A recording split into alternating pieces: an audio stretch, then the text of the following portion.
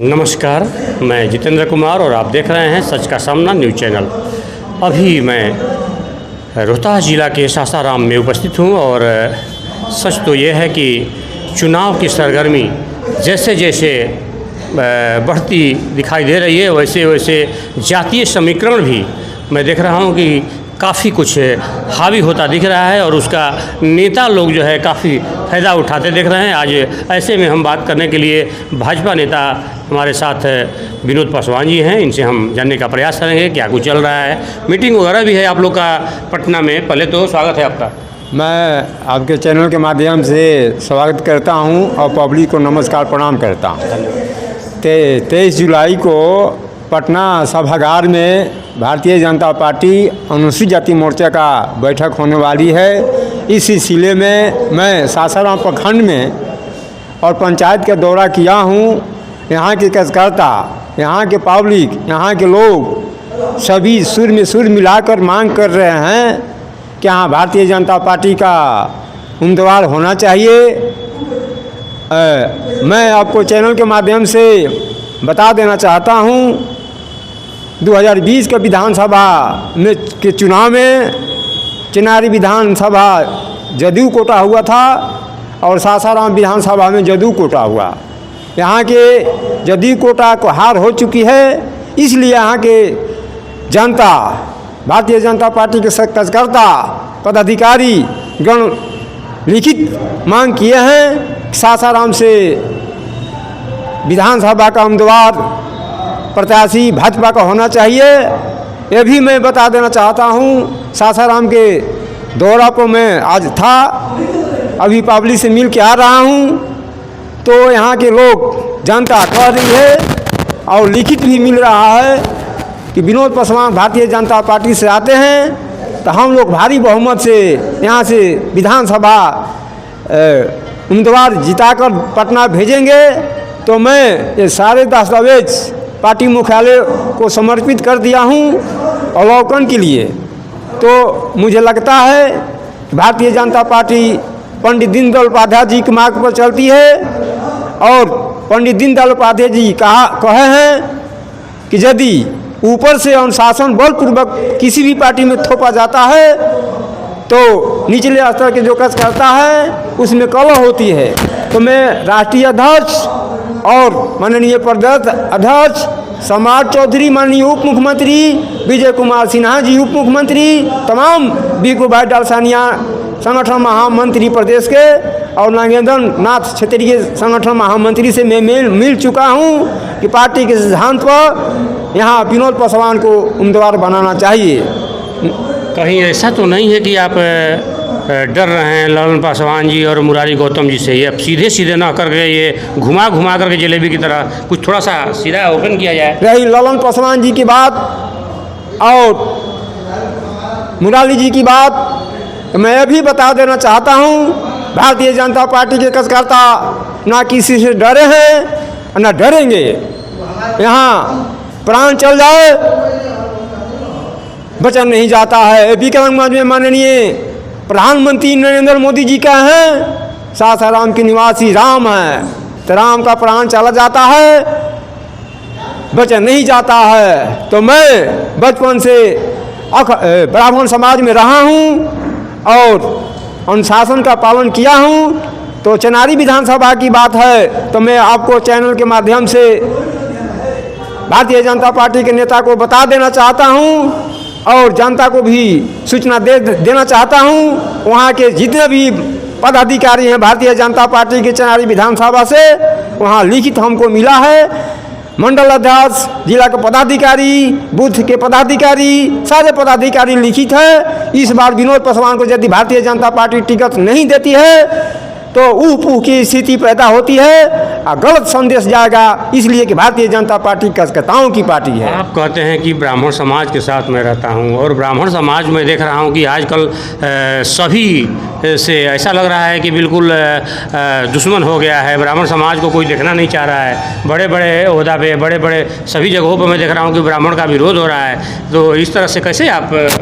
मैं आपको भी बता देना चाहता हूँ कि 1991 से मैं ब्राह्मण समाज में सेवा करते आ रहा हूँ। जो ब्राह्मण समाज को, जो ब्राह्मण जाति को, जो हमारे देवता तुल हैं, जो व्यक्ति निंदा करेगा, जो शिकायत करेगा, दुनिया में कोई भी ताकत उसको बचाएगा नहीं।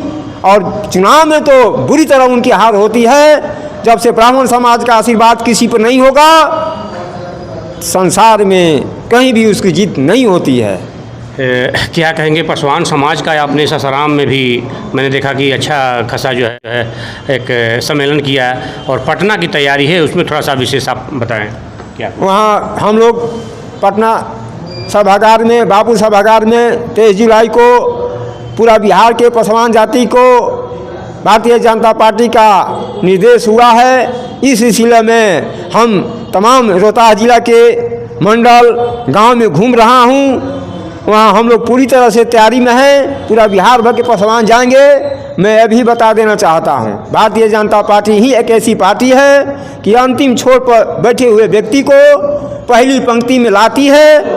तो जो पार्टी का सिद्धांत है, रूल है, तो चनारी विधानसभा हो या सासाराम विधानसभा हो, जब संसद का मैं प्रत्याशी कसकताओं के बल पर मेरा नाम दिल्ली गया था, तो मुझे लगता है कि इस बार चनारी विधानसभा हो या सासाराम विधानसभा, विनोद पासवान को पार्टी उम्मीदवार बनाएगी। यहाँ भारतीय जनता पार्टी का संगठन मजबूत है।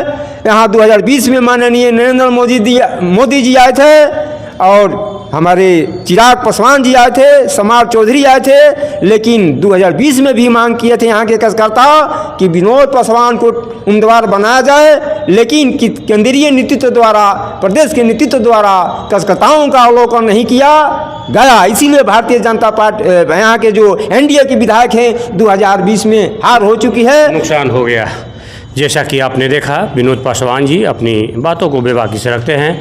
और ऐसे में एक और भाजपा नेता, देखिए यहाँ आप लोग जो है, जैसा कि विनोद पासवान का कहना है कि कहीं ना कहीं केंद्रीय नेतृत्व या जो भी है सिलेक्ट करते हैं, टिकट देते हैं, वो ज़मीनी स्तर से बढ़िया से जो है जांच परख करके नहीं दिए, शायद उसका वजह से जो है कहीं ना कहीं हार हुई। ऐसा लग रहा है कि विनोद पासवान का इस बार जो है आप लोग कल्याण करेंगे। देखिए, भारतीय जनता पार्टी के जो कार्यकर्ता होते हैं ज़मीनी स्तर से जुड़े रहते हैं और पूरे उत्साह और उमंग के साथ जुड़े रहते हैं कि भाजपा ही एक ऐसी पार्टी है जो अर्श से फर्श तक ले जाती है। इसी क्रम उद्देश्य के साथ देखने को भी मिलता था कि भारतीय जनता पार्टी में चाय बेचने वाला व्यक्ति प्रधानमंत्री पद को प्राप्त कर चुका, इस उद्देश्य के साथ, मगर कुछ बीच में भ्रांतियां उत्पन्न जरूर हुई है। पंडित दीनदयाल उपाध्याय और श्यामा प्रसाद मुखर्जी का जो सोच था, जो सपना था, वो साकार तो हो रहा है, मगर यथार्थ रूप देने में आज के भारतीय जनता पार्टी यथार्थ रूप नहीं दे रही है। कैसे साकार हो रहा है? मैंने पंडितों पे अत्याचार हो रहा है। मैं हर जगह देख रहा हूँ कि पंडित को लोग टारगेट कर रहा है। कोई बिल्कुल कोई सीमा नहीं रहा, अपमान करने की बात हो या कहीं न कहीं मारपीट करने की बात हो। तो मैंने क्या, श्यामा प्रसाद मुखर्जी ने क्या सोचा था कि ब्राह्मण का हर जगह जो है अपमान होंगे? देखिए, कभी कभी ऐसा होता है कि हम वृक्ष जब लगा देते हैं और किसी कारणवश फल नहीं देता है, तो क्या हम उस वृक्ष को काट देंगे? कदापि नहीं काटेंगे, उसमें हम उपचार करेंगे। भारतीय जनता पार्टी के भीखू भाई दलसानिया जो संगठन महामंत्री के, बिहार संगठन महामंत्री के पद पर आसीन है, उन्होंने जो ब्राह्मणों के साथ दुर्व्यवहार किए, यानी मान सम्मान नहीं दिए, इस वजह से पूरे बिहार में खास करके विप्र समाज, ब्राह्मण समाज भारतीय जनता पार्टी से थोड़ा सा मोह भंग हो रहा है। अगर पार्टी इस पहलू पर विचार नहीं करेगी तो ब्राह्मण जब कुपित हो जाता है तो इंद्र का सिंहासन भी डोल जाता है। जब जब ब्राह्मण बोला है, राज सिंहासन डोला है। इसी उद्देश्य के साथ अभी जो देश हित, राष्ट्र हित के लिए भारतीय जनता पार्टी काम कर रही है। ब्राह्मण भी त्याग और तपस्या के मूर्ति है, और ब्राह्मण शब्द से ही व्यापक की उत्पत्ति होती है और पूरे संसार में कोई ऐसा व्यक्ति नहीं है जो उच्चतम शिखर पर पहुंचाने का काम अगर करते हैं तो ब्राह्मण ही करते हैं। अपने भिक्षाटन करते हैं और देश और समाज की भलाई की बात हमेशा सोचते हैं। आज हमारे ही देश के दधीची आज के ही युग में, वो तो द्वापर सतयुग की बात है, आज के युग में अगर 41 साल पहले राकेश शर्मा ने अंतरिक्ष में यात्रा किए थे और 41 साल के बाद अगर कोई अंतरिक्ष में यात्रा किया है तो वह है ब्राह्मण ही जाति का। इसलिए जाति नहीं, व्यक्ति का व्यक्तित्व ही पर विचार